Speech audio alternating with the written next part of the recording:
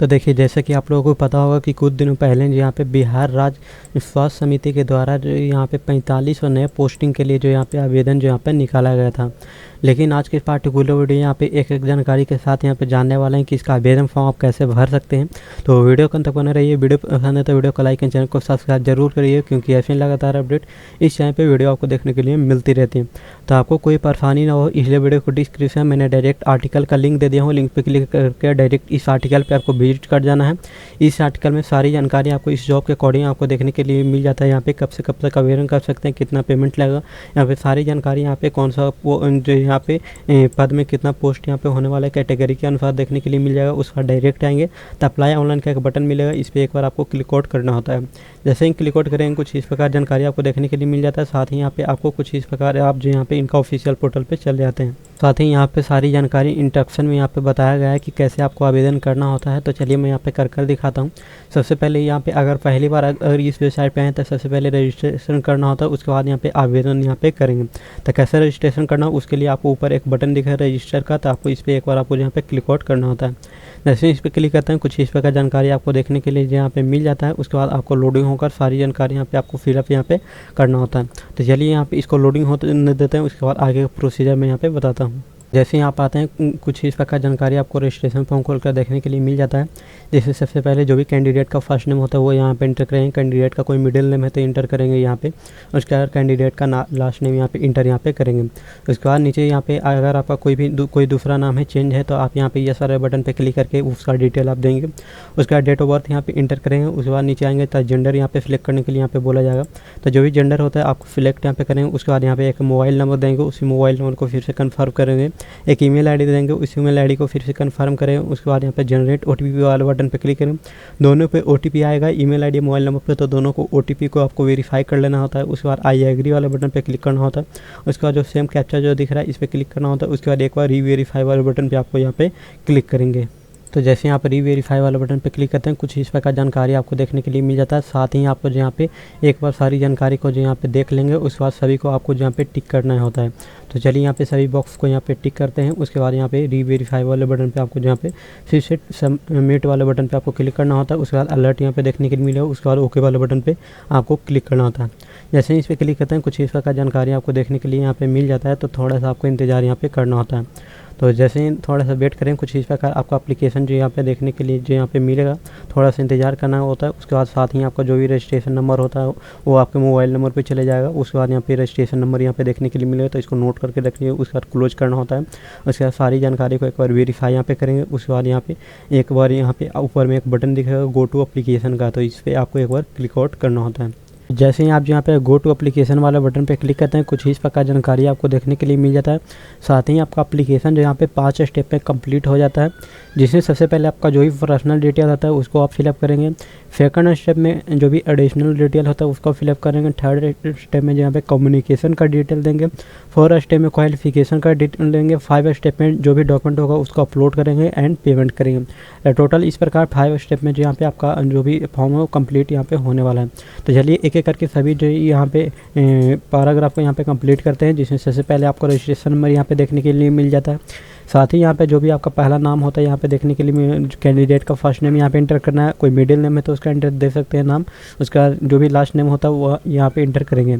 साथ ही यहाँ पे जो भी डेट ऑफ बर्थ होता है वो बताना है। उसके बाद यहाँ पे बताएंगे आपका जो भी जो यहाँ पे जेंडर होता है उसको बताएंगे। अगर कोई आपका नाम चेंज है तो उसको आप या इस वाले बटन पर क्लिक करके उसका डिटेल आप जो यहाँ पे दे सकते हैं।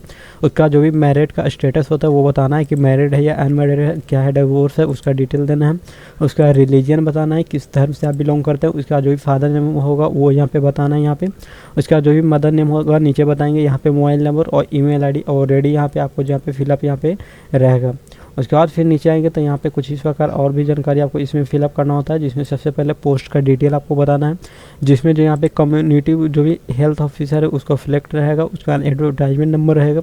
उसका जो भी नेशनलिटी होता है इंडियन सिलेक्ट करना होता है। उसके बाद यहाँ पे बताना है कि आप बिहार के जो यहाँ पे मूल निवासी है तो यस करिएगा, नहीं है किसी अदर स्टेट के हैं तो जो यहाँ पे अदर स्टेट का नाम बताना है।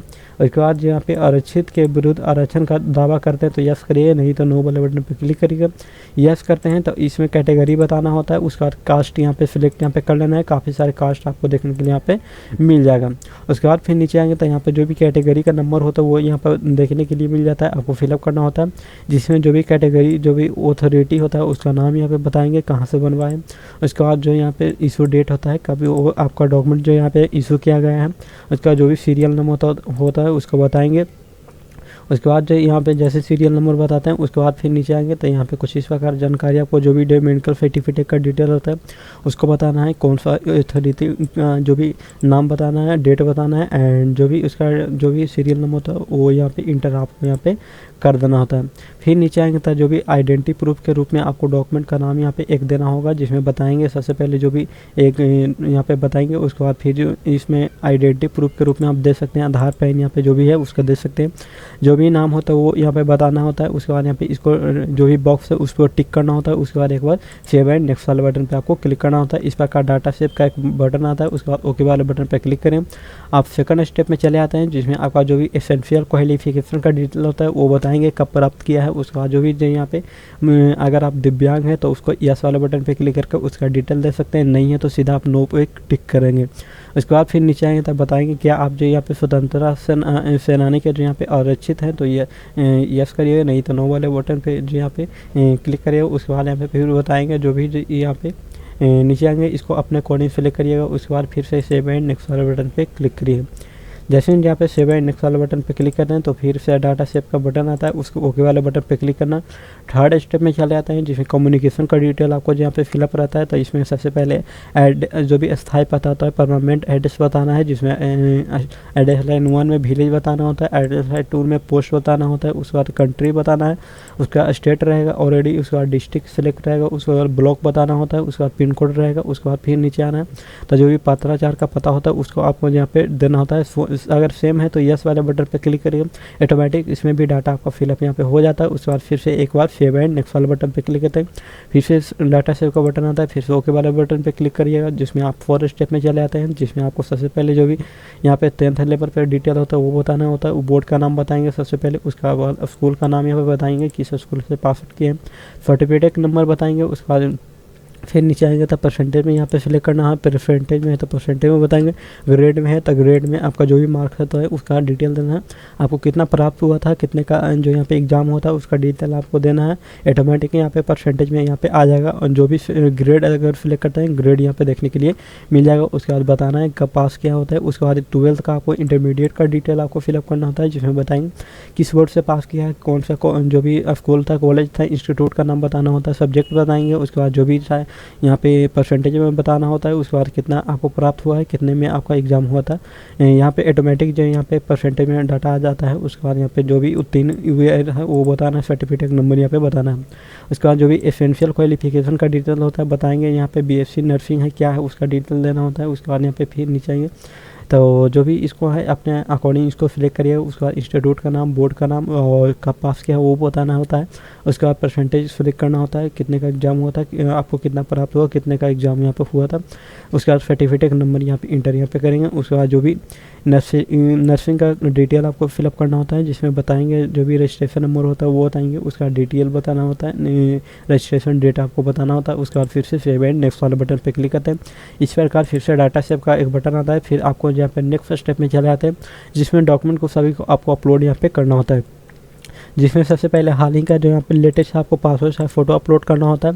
जिसमें जो यहाँ पे अपलोड करने के बाद कुछ इस प्रकार टिक का एक बटन आपको देखने के लिए यहाँ पे मिलेगा, उसका स्कैन किया हुआ जो भी डॉक्यूमेंट होता है आपको देखने के लिए मिलेगा। हस्ताक्षर को आपको यहाँ पे अपलोड यहाँ पे करना होता है।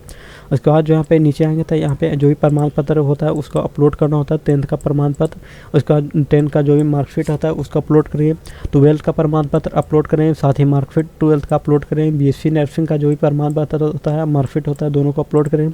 अपना जो भी डोमेनिशियल राज्य प्रमाण पत्र होता है वो अपलोड करें, का जो भी कास्ट सर्टिफिकेट वो हो जाता है उसको अपलोड करेंगे। फिर नीचे आएंगे तो जो भी जो यहाँ पे NCL से अगर आप संबंधित रखते हैं तो NCL को अपलोड यहाँ पे करना होता है। उसके बाद फिर से सभी डॉक्यूमेंट को अपलोड करने के बाद यहाँ पे फिर से नीचे कुछ इस प्रकार पेमेंट आपको देखने के लिए मिल जाता है, सभी को आप यहाँ पे एक्सेप्ट करेंगे। उसके बाद सभी को एक्सेप्ट करने के बाद यहाँ पे सेम कैप्चा जो दिख रहा है इसमें आपको फिलअप करना होता है। उसके बाद एक बार प्रीव्यू वाले बटन पे क्लिक करना होता है। यहाँ से डायरेक्ट अपना फॉर्म को सबमिट भी आप यहाँ पे कर सकते हैं। तो कुछ इस प्रकार इस पोस्ट के लिए आप आवेदन कर सकते हैं, जो कि मैंने आपके साथ एक एक जानकारी के साथ बताया कि कैसे आवेदन करना होता है। तो दोस्तों आज के वीडियो से इतना था, मिलते हैं किसी नए पार्टिकुलर सही जानकारी के साथ। तब तक के लिए जय हिंद, तब तक के लिए टेक केयर।